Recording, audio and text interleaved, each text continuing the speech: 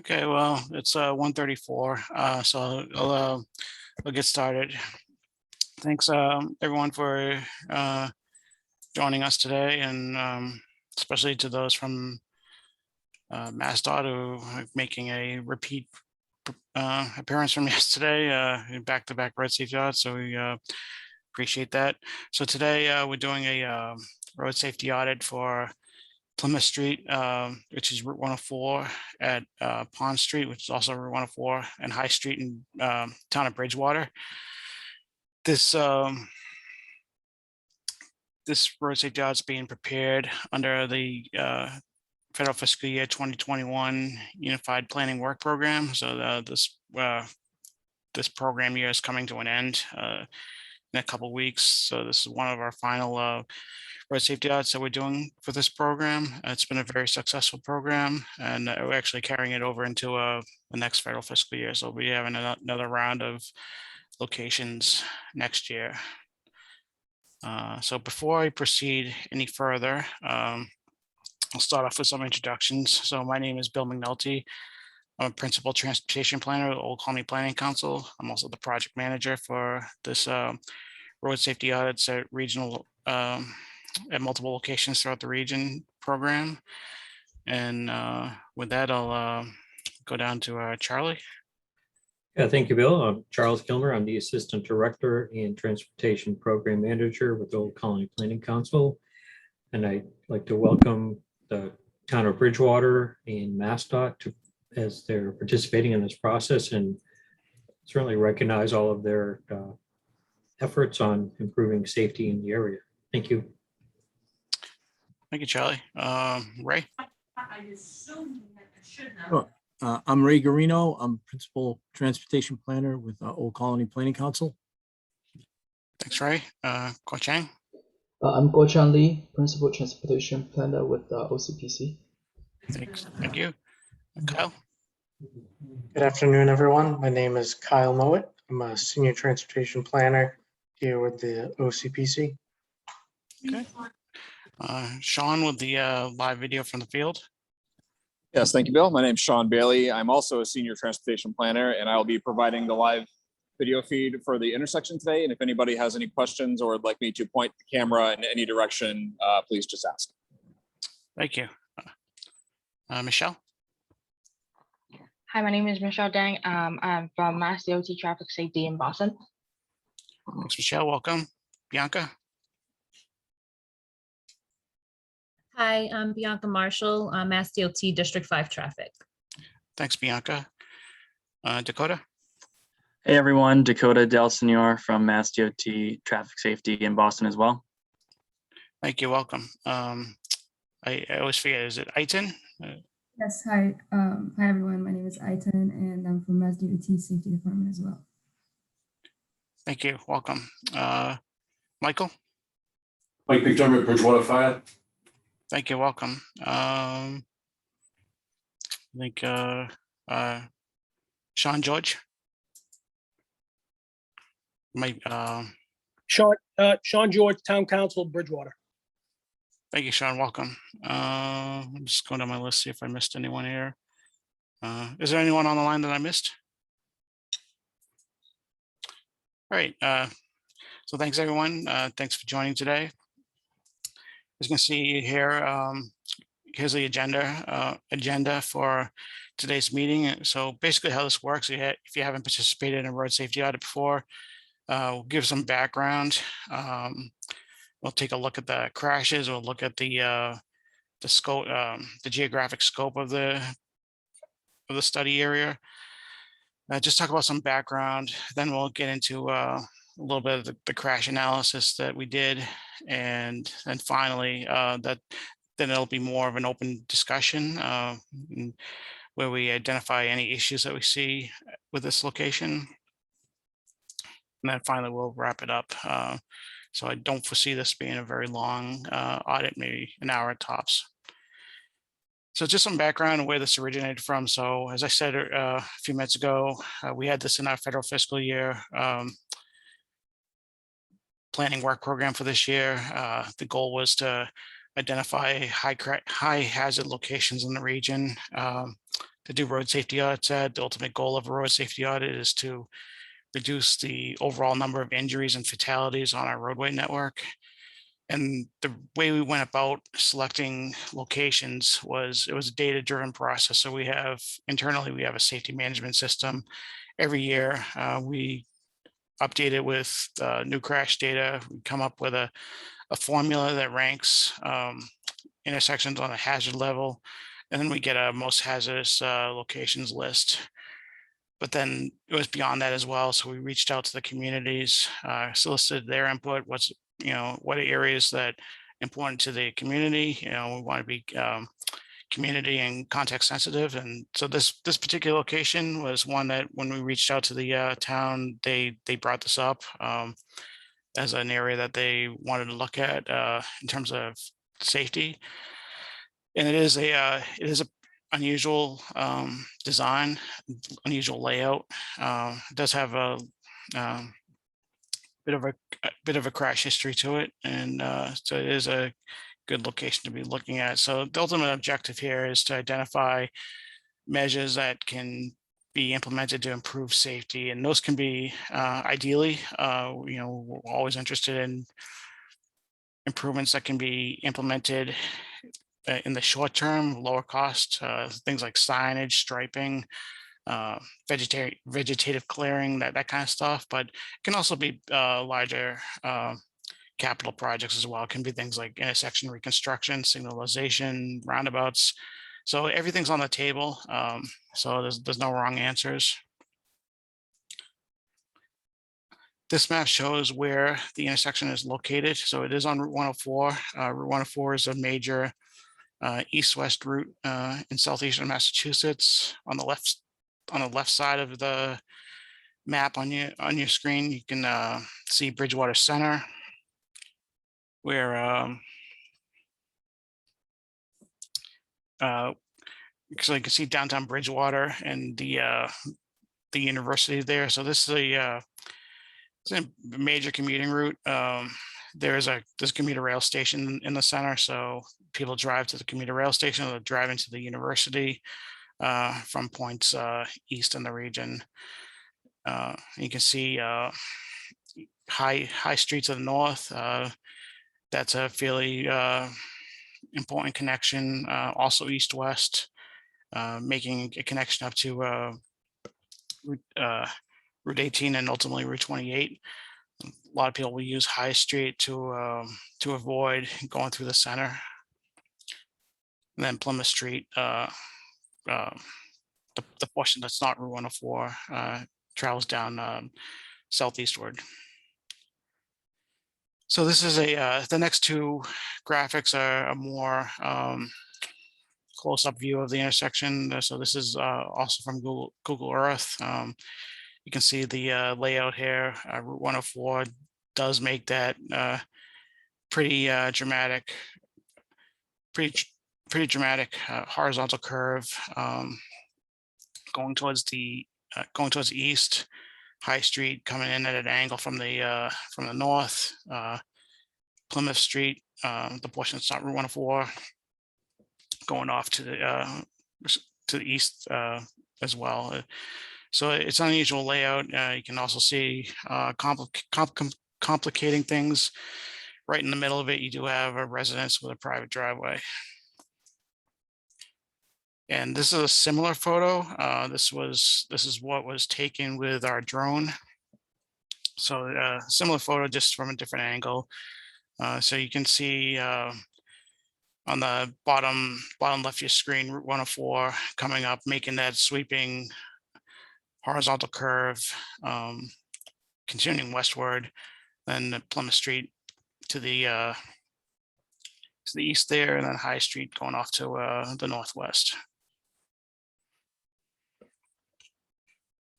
So Route 104 is a state numbered route, but it is under the local jurisdiction of the town of Bridgewater. It's classified as an urban minor arterial. 2018, there were 7,050 vehicles traveling on this roadway. We actually had a more recent traffic. We had a traffic count from 2020, but volume was substantially less. It was about 5,000. And we kind of tossed that out because that was pandemic.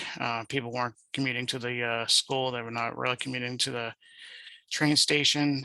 So the 2018 data there is a pretty good record for pre-pandemic levels. We suspect it's probably getting close to back, really close back to that. Maybe not quite that yet, but should be getting close.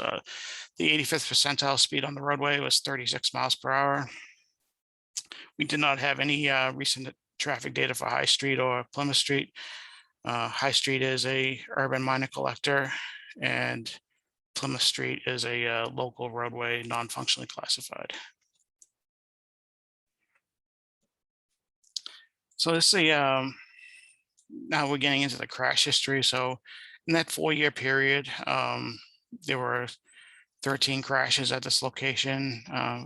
Given the volume is, a little bit high, 5 of those crashes, or 38%, resulted in injury.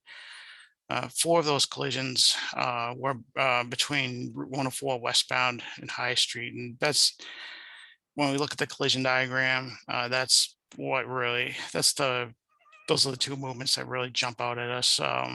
That conflict between Route 104 westbound and traffic coming off of High Street. And no doubt that that curve is a major factor there. There is a events to check the speed regulation, that there's a 25 mile per hour speed limit coming west on Route 104 just before this study area. I don't know if that's actual established speed limit, or if that's a sign that was put up. Meant to check that. And there was 1 pedestrian related crash here.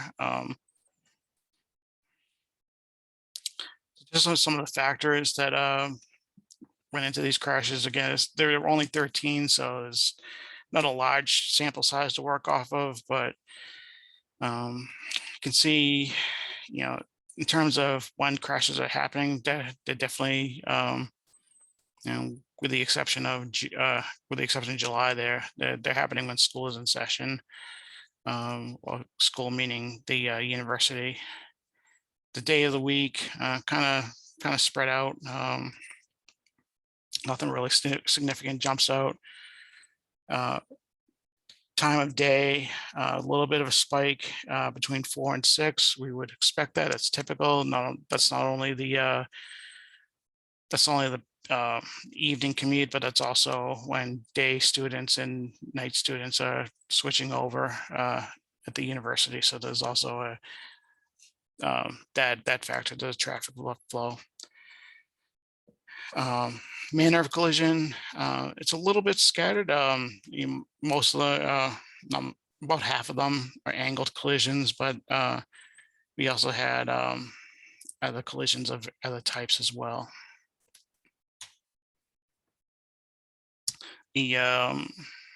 Most of the crashes are occurring in daylight. So only 15% of the crashes occurred in nighttime, and generally happening in fair weather, although a quarter of the crashes did happen on a wet road surface. So that's the background that I have on this. This is normally with the time where I'd open it up to just discussion about observations that we see here with any safety issues that we see, and ways we can correct that. So I can break the ice and identify just some things that I noticed. So sidewalks for one. So most of these, there is a sidewalk on the I guess it would be the north-south side of Route 104 to the heading towards the west. Otherwise, not a lot of sidewalks in this area that that curve to the east, that's definitely a major issue with crash. Seems to be a major issue with crashes at this location. When you come in off of High Street, looking towards your left, it's difficult to see traffic approaching from Route 104. It's even more difficult for drivers heading west on Route 104 to see anything coming out of High Street. High Street's almost completely blind to them, whereas those come from High Street have a little bit of sight distance, but not much. It's not quite as bad on Plymouth Street. They sight lines are better. However, the geometry is such that drivers coming off of Plymouth Street, coming into 104, by the time they're stopping, they're often in the travel lane of Route 104. You do have that driveway kind of in between. Looking at the crash history, it looked like there was at least one crash where there was that involved that property. There was a parked vehicle there, and there was a driver hit a parked vehicle that appears to be what would appear to be at that house. Lighting, there's it's lit. There are two streetlights on either side of the study area. Probably could be better lit, but at least those two lights. The striping is faded. It's difficult to see the stop bars. I didn't see any advanced warning signs for the intersections in either approach, except for driving from the east. So yeah, driving from the east, driving westbound, there's a sign that says, I believe it says caution, intersection ahead. So that's a non-MUTCD compliant sign. That would definitely recommend taking that sign out and replacing it with signage that's compatible with the MUTCD. So the more traditional advanced intersection warning signs. So not to dominate all the talking, I'll open it up, let anyone else identify anything that they see here. Bill, before you talk, before we keep going further down, I think there's a couple of people in the attendee list. I don't know if they can speak. Are they from the town? Could you prompt them as a panelist?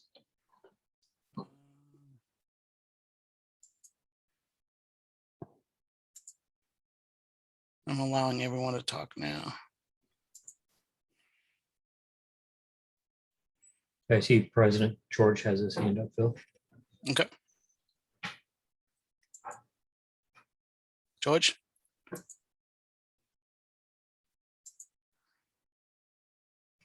Okay. Now it gave me the option to unmute. Can you hear me now? Yeah, I can. All right, great. That's okay. No, thank you very much for this information. So just to give you some context, I live about a quarter of a mile from this intersection, and I've lived in this area for 23 years. So I have great experience with that. There is one thing that I want to point out. Not only is it a major route for the university, but we do have school buses that go up and down High Street, Plymouth Street, Pond Street on a daily basis. And as much as it is a challenge for regular cars to come down High to take a left on Plymouth to go to Pond, the school buses have a much harder time, obviously because of their size, major blind spot to the left. And you really have people that are coming west on 104 that do not heed the speed limit signs. And I think you brought up earlier, there's a couple signs out there that, that I'd say something to the effect of, I don't know if it's exactly what it is, but, I've witnessed firsthand some serious near misses, thankfully, knock on wood, for buses, cars as well. So knowing the area, I know that you have residential on that corner on the north side, I would believe, if you're coming down High. But that taking a left off of High, it's a major blind spot. The lighting is minimal at best. So I would really love to hear some ideas that, we as a town could implement, or, that the state could help us do, because, all towns have probably very dangerous intersections, but if you were ever to drive down this one in the afternoon, and just kind of be on the grass, which is a Bridgewater sand and gravel, you'd see some very eye-opening things that are just not good. So I just wanted to kind of give a little additional context on that. Thank you.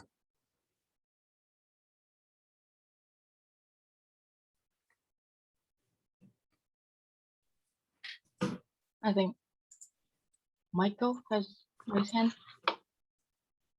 Yes, please. In regards to this intersection, has anybody looked at the Washington Street, Plymouth Street, Old Plymouth Street intersection of East Bridgewater? They have a very similar design without the 30-degree corner coming around for the blind spots for those 3 residential homes. One on High Street, one just off High Street, and the other one onto Pond Street. In a similar instance, they ended up changing the direction of the traffic, the island, the way it could enter and exit the road to buy more space. And this is probably within a mile and a half of this location itself. It's actually, there's a restaurant on the corner of Washington and Plymouth Streets in East Bridgewater. That's where Bridgewater and East Bridgewater meet. That design seems to have helped alleviate. I know what Mr. George is saying about the blind spot. I don't know, other than eminent domain or changing the direction, or maybe even lights, if we could do anything different. I don't know if signage would help. Again, lifelong resident, grew up in that area of town and still visit it all the time. And we have had some pretty substantial accidents there. The accident that I can recall that changed was basically a T-bone accident, driver's side door from a front end of another vehicle at that other intersection. That changed, is what changed that vehicle pattern. East Bridgewater line. And would a design like that fit into this, or could we make it fit into this with caution lighting and maybe a higher presence of police? Yeah, I mean, it's something to look at. So I'm, I'd caution that I'm not an engineer, so it would have to have an engineering look at in terms of, can it be, can the two approaches being squared off like that? I'm very familiar with that East Bridgewater project. That was actually a road safety audit before that change. And that was a change of a result of that road safety audit. So I'm very familiar with that, and I agree. It did help a lot. It probably didn't solve all the problems at the location, but it certainly helped a lot. And that is something that could be, we definitely put in the report to at least look at. Again, it would have to probably be a, probably had to have some engineering analysis, some surveying to see, to see if it would work. So, so yeah, in that scenario, you'd probably take Plymouth Street there, square it off as best you can to make it more closer to a 90-degree turn. You're not going to completely get to 90 degrees, but could certainly tighten it up more than it is. And similarly with High Street, square it off a little bit.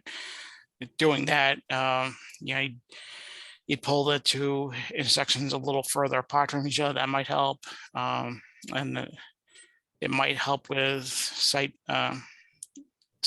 I agree. Without a massive project, probably you're always going to have a sight distance issue between Route 104 and High Street. I think. I'll go ahead. Sorry.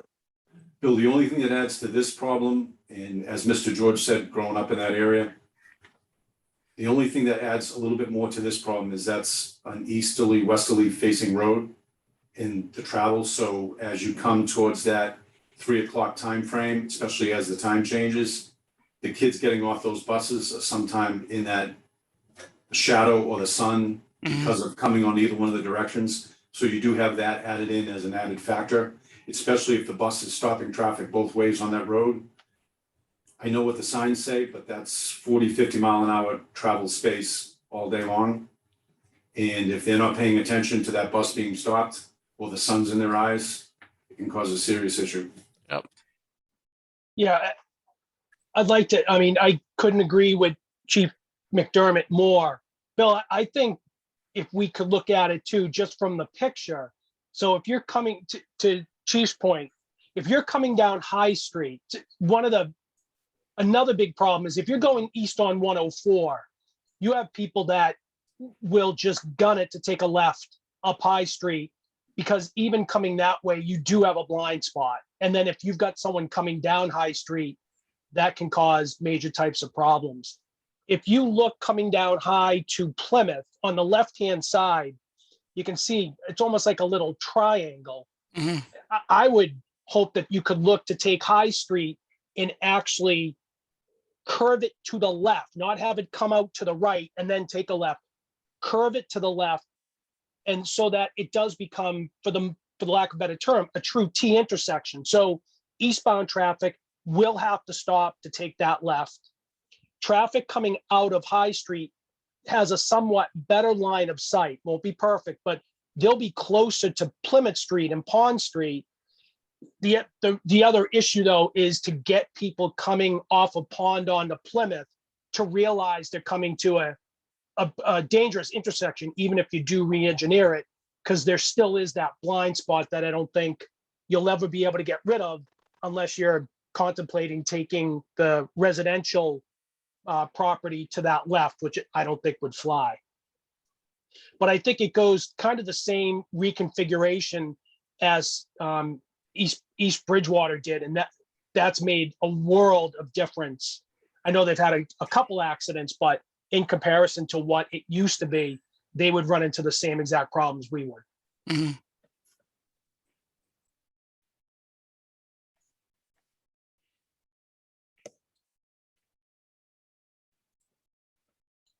So to add on some of the background that I still want to find out is that in Bill's data, I don't think you guys included the age of the driver who got into the crash. So I took a look at our data a little bit.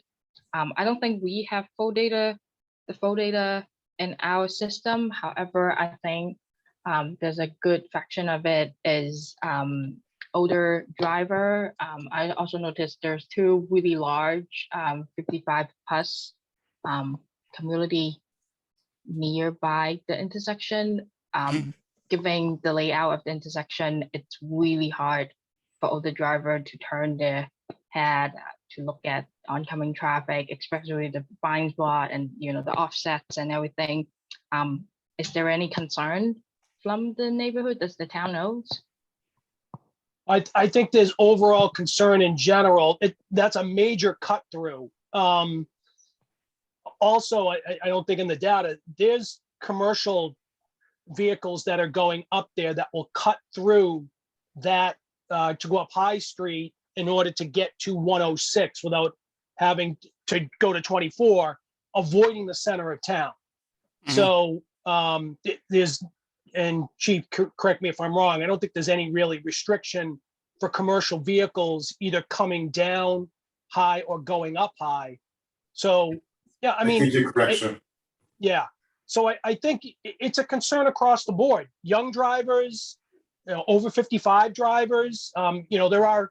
There's one particular development back there. If you farther up, it is another off of Pond Street. But I don't think it's the age of the drivers that is contributing to the issues. I just think it's a very poor designed intersection that just has a lot of complexities to it that, even on a good day, it's a challenge. But if you put weather into it, if you put lighting into it, any other factors, just brings up the problem factor exponentially.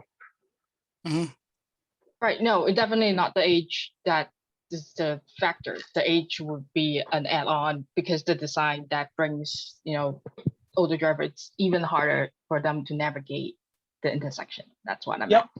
Nope, no, I would agree. I would agree with that. Yep. And I think then there's another thing, it would be hard, but I think it would be something short-term could be done is the tree at those tree by the residential houses Mhm.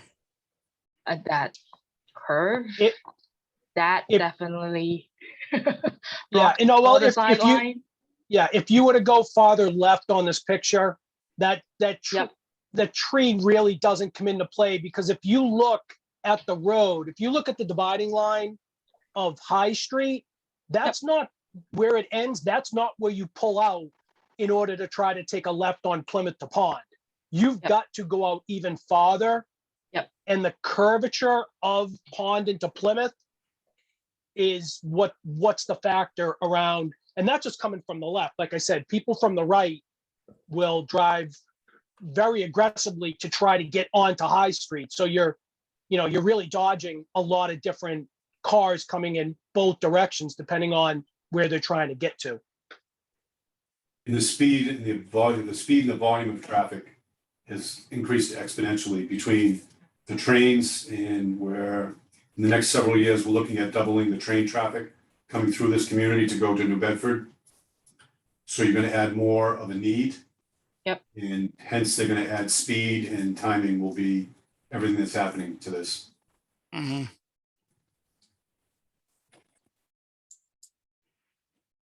So is there a specific location for the school bus to drop off, or they just drop off and I think it's adjusted yearly depending upon the children, their locations. okay. Obviously, they're not going to do it in a high hazard on a corner like this, but it Right, might be just after or just before. right. And again, what contributes to this effect is the east-westerly traffic with the sun and the changing of the seasons. Yep, and definitely, and doesn't have any pedestrian Yeah, there's no place to hide. It's like playing infrastructure or father in anything. the 80s. Exactly. Right, I mean, my wife and I walk High Street, and we take literally our lives in our hands going up and down High Street if we're walking with the dog. Obviously, across the street has the sidewalk, but High doesn't. Mhm. I tried to catch him too. He and his wife move really fast. The dog's a little bit slow. No, the dog pulls us along. I'm kidding, John. No, I've seen you. Believe me, I take notes. The sidewalk ends at the intersection, though. The sidewalk on the south, it ends Yes. before. So It do you guys see ends. a lot of? It ends right at the intersection, like right at. I think doesn't it end on Plymouth Street Extension, Chief? It ends, see where the tree is? If It ends I'm right not there, okay. mistaken, right where that tree is, Plymouth Right. Street, It ends Yep. right. it's right there. Yes, correct. So is there a lot of pedestrian activity here? It's a lot of people walking dogs on No, High Street. you're taking your life in your hands, Michelle. Yeah. I hope That's one of not. the fear, and I say it, but what Sean's saying is it's not an untruth. It's High Street is used as a cut through to avoid both East Bridgewater Center and Bridgewater Center. They can come through, travel that road, which is all residential. The only thing would be the bridge at the water treatment plant on High Street between Mill and Bridge. And that bridge, it's questioning what the weight will hold, but commercial traffic does travel that at a high rate of speed. I see. Yeah, I mean, and to your point, where the sidewalk ends, if you're going towards Pond Street, Plymouth Street Extension to get across that is taking your life in your hands as well. I know we're not here to talk about that, but there are a multitude of issues, but I think the High Street issue is obviously an important one that we need to address sooner rather than later. If you were looking at both these intersections and basically the points of a V going out both sides. If you cut back on that island towards High Street, and I know there's a residence because we did the inspections on it on the side with Plymouth. If you cut back and made those T intersections, the distance, would that extra space buy you the safety or a little bit more safety? And maybe with regulated speed signs with police patrol or higher police patrol, would that buy you a safer entrance and exit rather than coming in at an angle and going as fast as you can to make sure you're safe? Yeah, I mean, I think generally speaking, so anytime you're able to make make the intersection as close to 90 degrees as you can, and the safer it's going to be generally. I've seen the trend over the years in intersections like this where it comes in at an angle, which pretty typical of New England. Your roadways are just laid out where cow paths were, but if anytime you can tee it off a little bit, safety is generally improved. It does, it improves sight line. So like in this image here, so people come down Plymouth Street. Often they're in the eastbound travel lane before they're even stopping. And so when you have approaches coming in at angles like this, like you said, it encourages, for one thing, high speeds. It makes sight distances difficult, at least usually in one direction, if not both.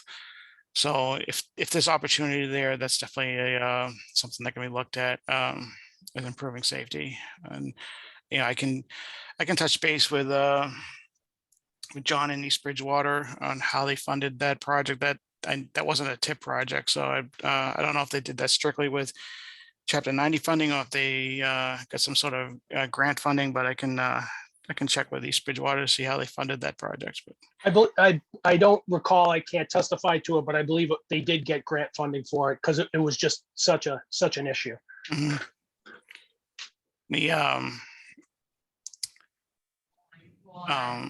I think one thing that could help here is, so we don't have, as I mentioned earlier, we don't have any recent traffic data for Plymouth Street extension there or or at least this end of High Street.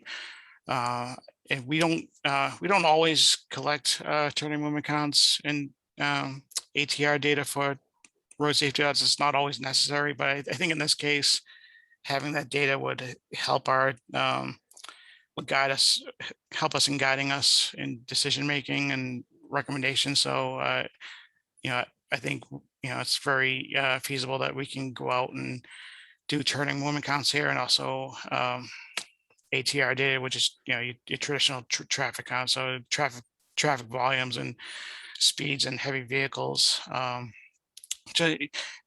Because I think it's been mentioned a couple of times, the commercial traffic on up High Street. That'd definitely be interesting to look at.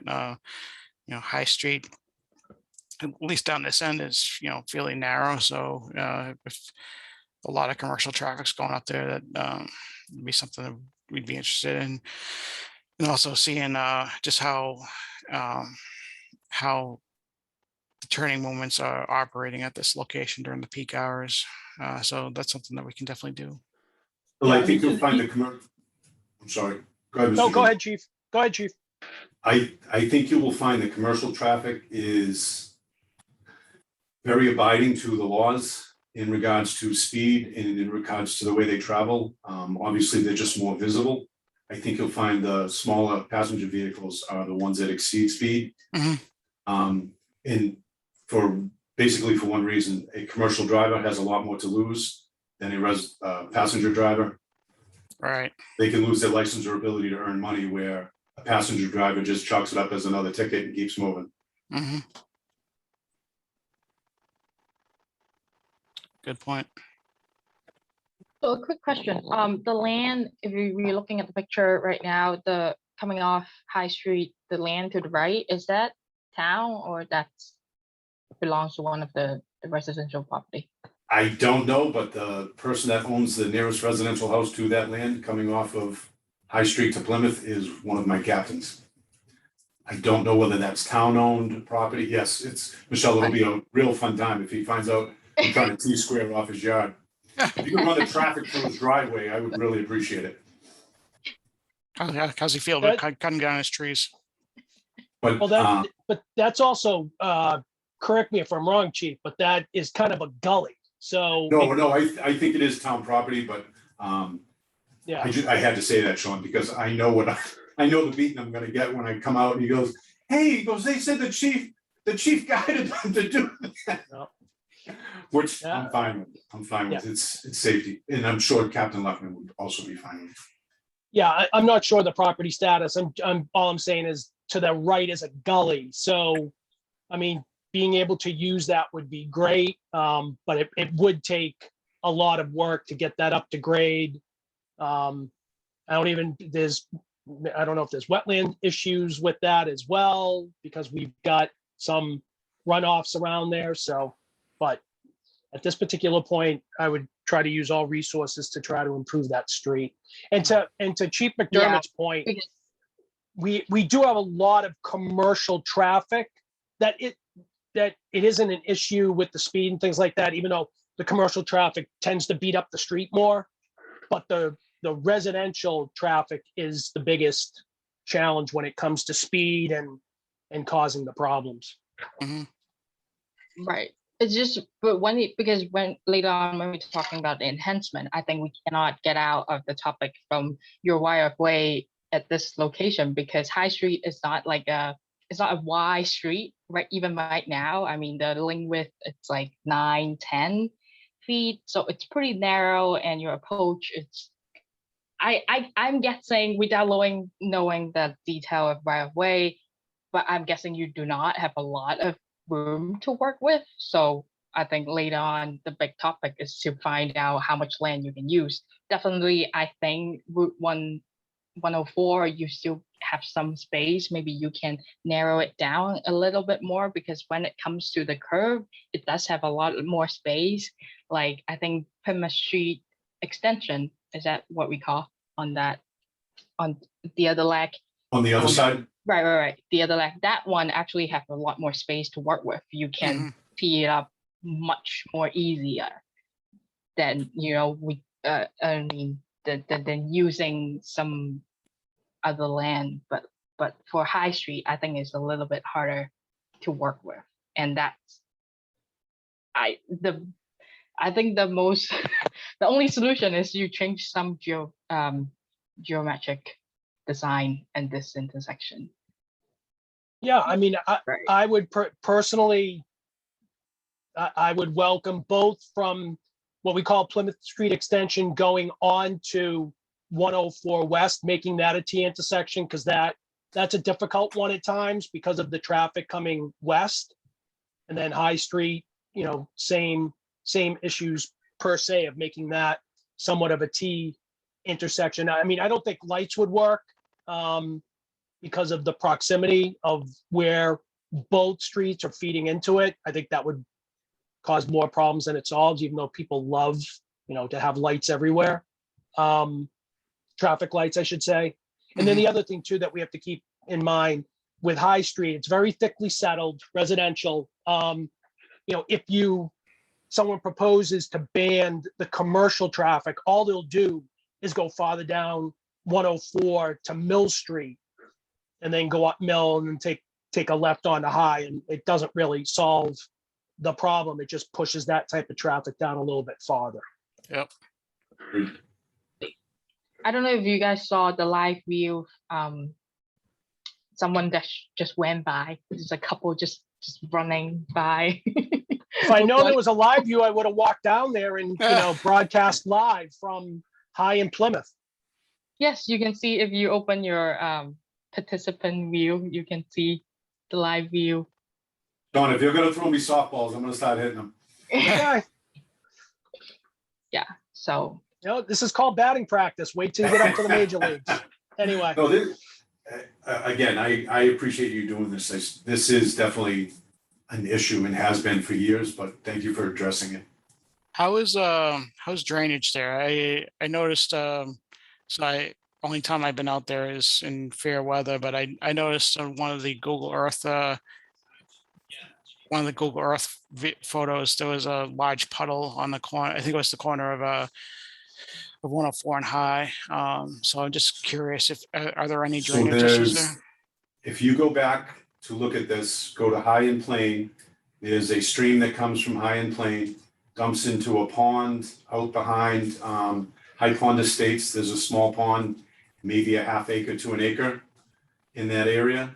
There was also town wells that were ceased to be used anymore, but you will also find water that drains from, I want to say, from High Pond through streams or culverts all the way over to the river, which from your star is the lower part of the screen going back towards like Cherry Street, Walnut Street, Lady Slipper. There's a river, you can see it cut through. Yep. So that's where the drainage feeds back into and goes to. Okay. Yeah, you'll see some drainage issues on 104, going on the east side where Sand and Gravel's entrance is. So that to the far left, you see the little entrance that goes into Sand and Gravel. Mhm. That strip right there, right before High, that, when we get a significant amount of rain, does puddle up and adds to, problems in regards to just the water there. In the wintertime, it can become a real big hazard. Okay. Yeah, I think that's what I've seen some evidence of on the Google photos. Yeah. That small pond is Briarwood Circle, Briarwood Lane to the other side of that T. Okay. Yeah, and Bill, to your point, right now there is a puddle at the corner of 104 and High Street. I actually have it on my feed right now. I don't remember when last time it rained, but there's still a nice big puddle of water where you had mentioned previously. Yeah, and that happens where you're standing and then what you're looking at, but where you're standing as well. I'll say probably Saturday, if we get the rain that's forecast, we'll have some good sized puddles there as well. Great. Yeah, it's definitely something we'll make note of. Again, looking at the crash data, there weren't a ton of crashes that happened on wet surfaces. I think it was in total, it was only a quarter of the crashes, but it's definitely something that we'll mention in the report. Bill, when they look at the crash data, do they also look at the speeding violations or violations on the roads? Is that something that's also computed with it? Yeah, it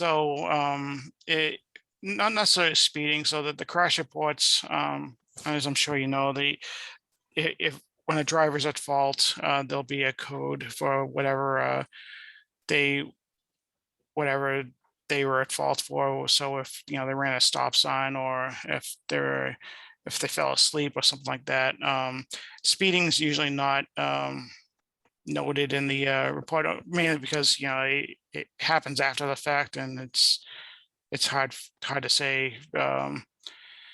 Unless obviously if fatal crashes, then there's a major crash investigation that they can determine if speed was a factor. But most crashes, they can't determine if speed was a factor, so it's not noted in the report. I wasn't looking for it in the accident forms itself. I meant in regards to speeding. Similar to, you'll see small speed signs dropped up, and as the cars drive by, the speed pops. So if the speed, like you're saying, an average speed was 36.5 miles an hour or 36 miles an hour, if that, would they have that same type of data, or would you utilize that to also help configure this?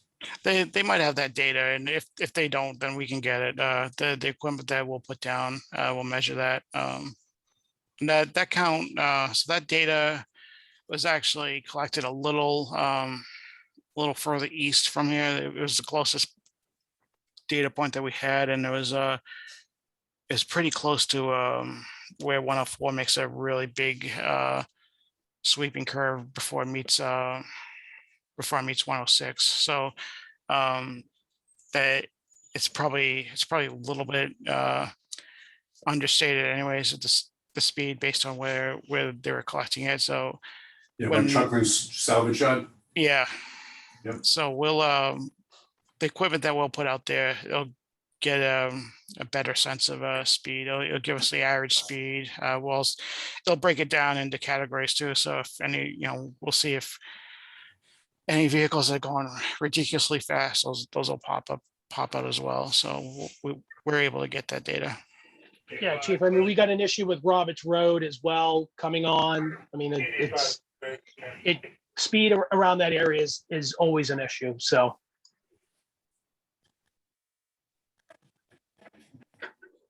Looking at the live feed, it looks like all of the utility poles are awfully close to the edge of the road. And then looking at the crash diagrams, it's a couple of crashes look like they may have either hit the poles or just been awfully close to the poles.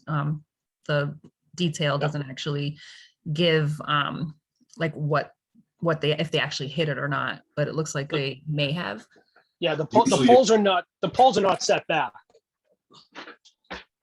They're not set back off the street. I mean, correct me if I'm wrong, Chief. No, you're right. They're almost at the edge of the sidewalk closest to the street. Yeah, it almost looks like they're like right to the edge of the curb. Yep. Yeah, pretty close. Yeah, most of them are. And I think that's indicative of building sidewalks that weren't long enough and having to post the pole, where they had to have it so that the sidewalk isn't wide enough to be able to pull it back.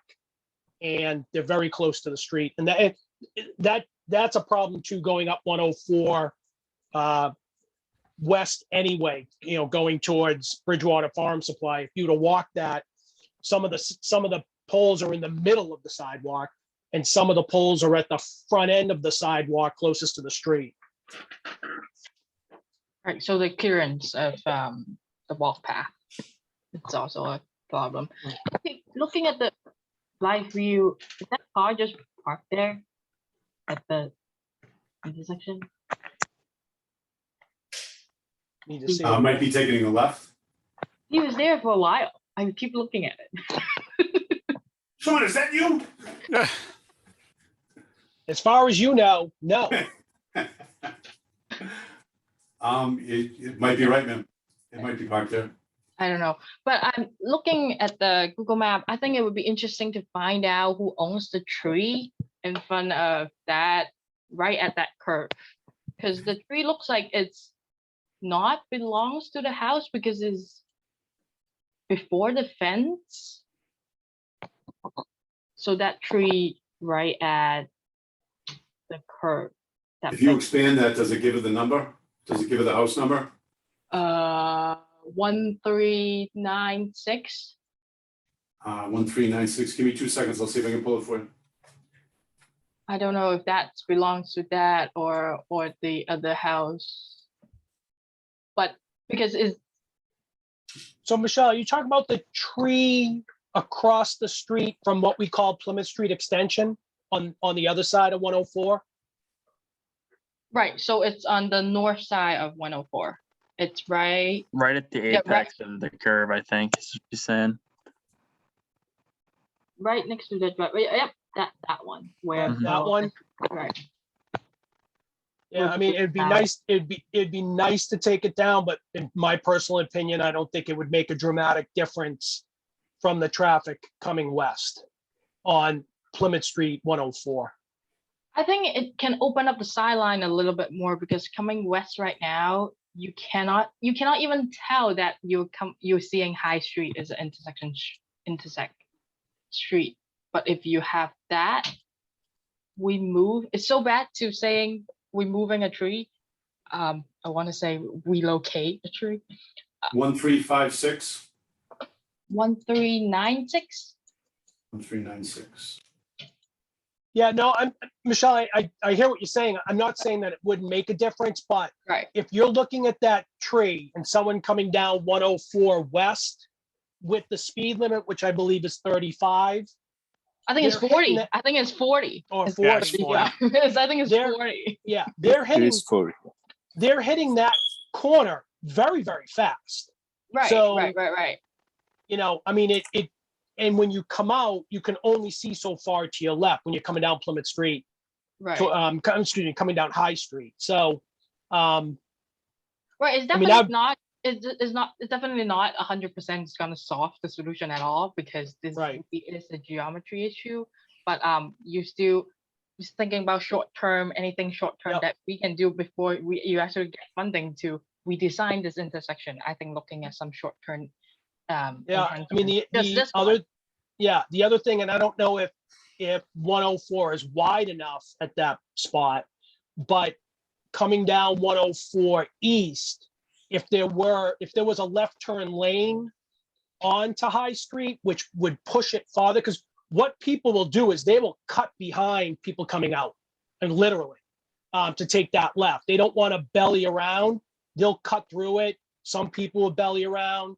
So you've got someone taking a left, and you're coming out of High. You got to figure out what they're doing first. I don't know if you could have it so that splits there into quote unquote 2 lanes. One would be a lane just going straight through east, and the other one you would go into that would give you the indication that you're taking a left onto High Street. I just don't know if there's enough space to differentiate those two. I think there is, but I'm not sure. So you said 104 eastbound taking a left onto High Street. Mm-hmm. Correct. Yep. Is that movement? It's really popular. Yeah. There's a lot of different, like I said, there's residential up there, and there are a lot of people. It's one of the factors you have to take into consideration when you're coming out of High Street is if you see someone coming east. Mm-hmm. You got to figure out, are they going straight? Are they taking a left? If they are going to take a left, then you've got to figure out if they're going to go in front of you, if they're going to go behind you. Mm-hmm. Meanwhile, you've got cars coming from the east on 104 going west, and you've just got a multitude of factors. Yep. It's the problem of lane use and maybe vehicle blocking the sign of view. Yeah. Okay. I mean, that to me is. Oh, go ahead. I'm sorry, Chief. No, it's all right. 1396 is a Danielle Dunn on Plymouth Street. Is the owner of the property. Single family home. But I don't know if that tree belongs to the property. I think that's what we want to find out. I think. Yeah, we'd have to take a look at it. Yeah, I think it could be on the street layout. I think looks like it's out of the property line. I think that's why I feel. I don't know. It's there. Right. If you go to the this street like the street view, looks like it's close to the. Right, because it's before the fence, so I just don't know the property lines. So, but and it definitely it's because of that. Because of that, it's the intersection side distance it's completely that's the problem, I think, for the High Street turning left. Right. Yeah. But also, that's biggest. I think some additional signage, especially for the curve. This definitely, it's missing some curve sign, curve warning sign for the approach as well on 104. But I think that could be something to look on. I just want to say I'm really sorry. I have to go right now. I'm really sorry. I have to do a COVID test.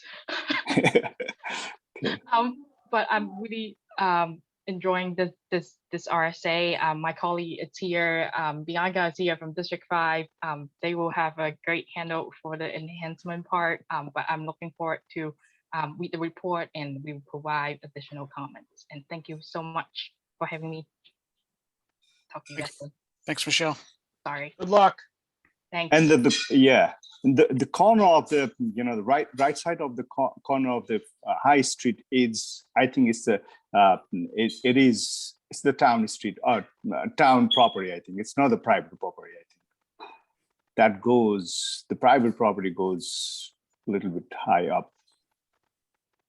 Well, that makes it a little bit easier to address the tree issue.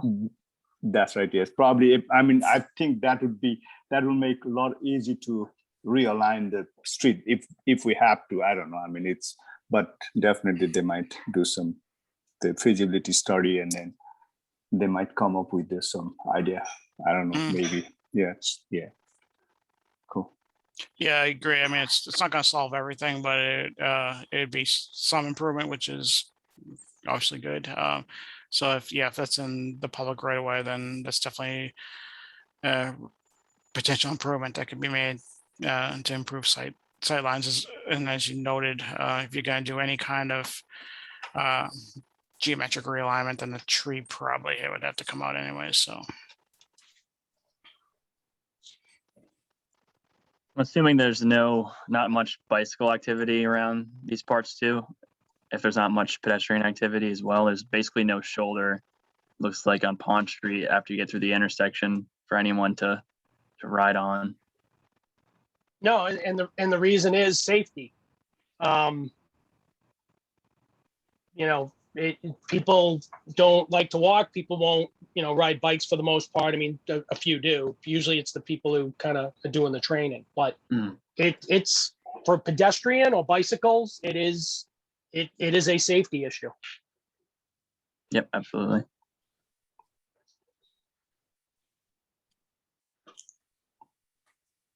And I think with the developments that we have going off of Curve Street and things of that nature, as Chief McDermott already said, that traffic volume is going to go up exponentially. And with the extension of the commuter rail, that's going to cause a lot of traffic, because Bridgewater will be the only area station that will be part of that extension down to New Bedford.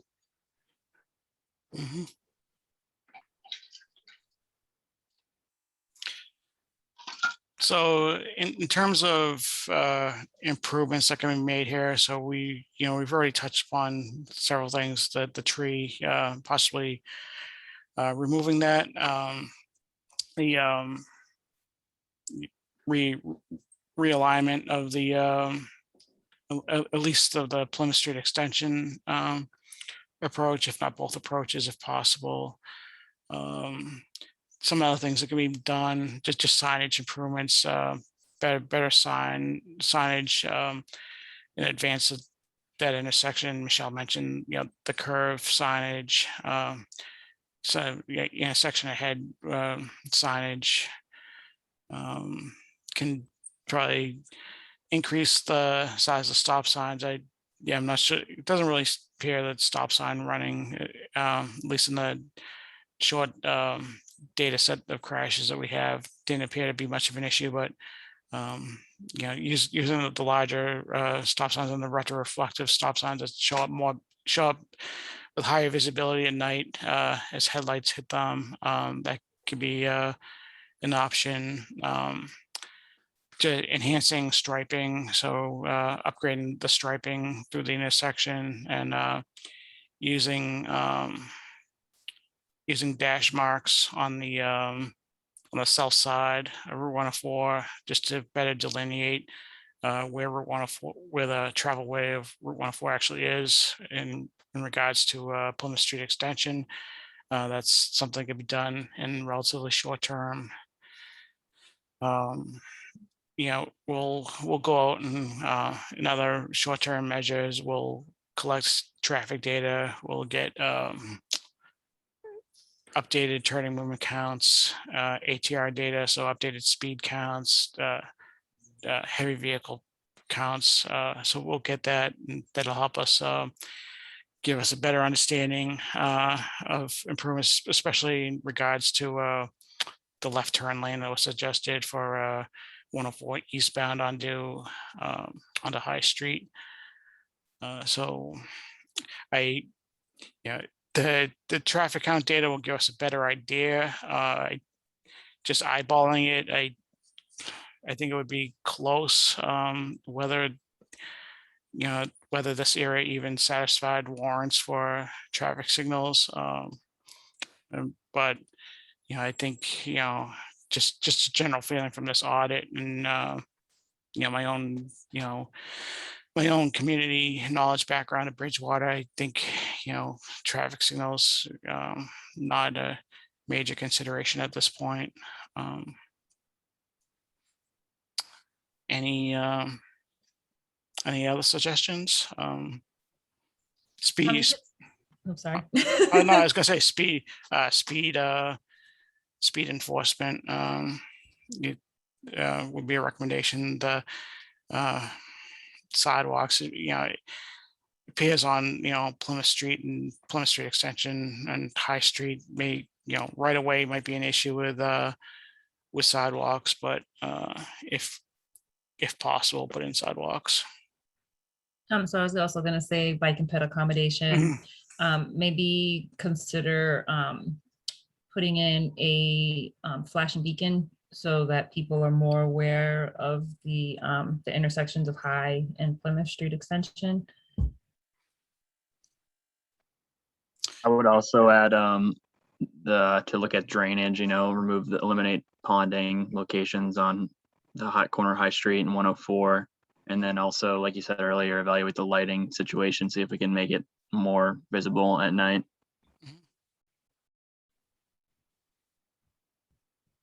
I would like to add one more, looking into the lane width from Route 104 eastbound, so help reducing the speed and help channelizing.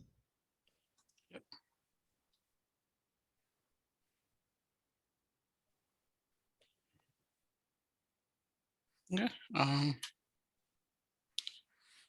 So the next steps is so we'll be doing putting together a draft report that summarizes the results of this audit.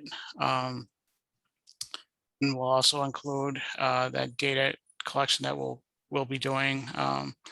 They'll give us a better idea, especially with that, looking at a potential left turn lane, getting an idea of the volumes of left turns would definitely help support making a decision of putting in a left turn lane.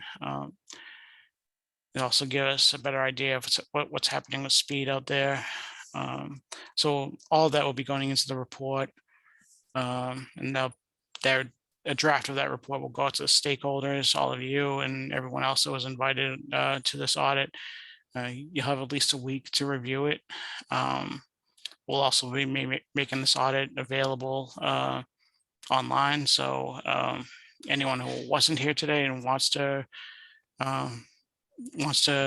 look at this meeting and then provide comments of their own through either contacting me by email or phone, certainly encourage that. Then finally, in October, we'll release a final report. So before I can conclude, is there anything that I missed? Any final comments anyone wants to make? I appreciate the time and, hopefully getting both short-term and long-term resources to address an issue that I know the data doesn't seem crazy, but from a practical perspective, we've got some things on the horizon that unfortunately may impact that data in the wrong way.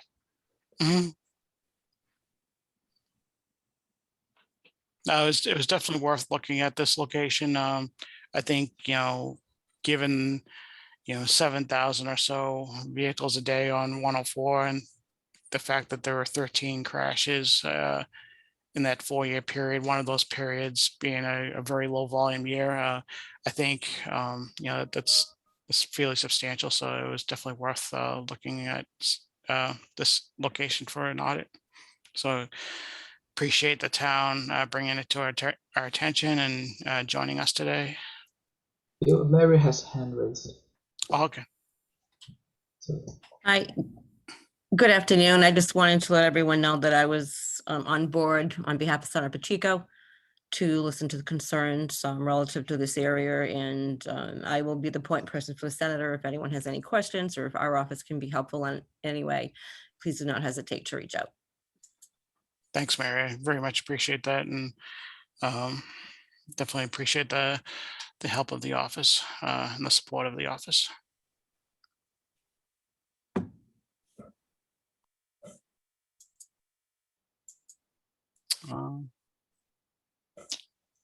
All right. So if there's nothing else, my contact information is there on the screen. I think most of you have it already. Reach out to me anytime, whether it's about this intersection or anything else, feel free. And you'll be hearing back from me with ultimately a draft report. So so thanks again for joining today. Thank you to the town of Bridgewater. Thank you to our legislative delegation. And thanks to MassDOT for all the support and guidance. Thank you very much, everyone. Everyone have a great day. Thank you. Thank you. Everybody. Thank you, everyone. Bye. Thank you. Bye. Thank you.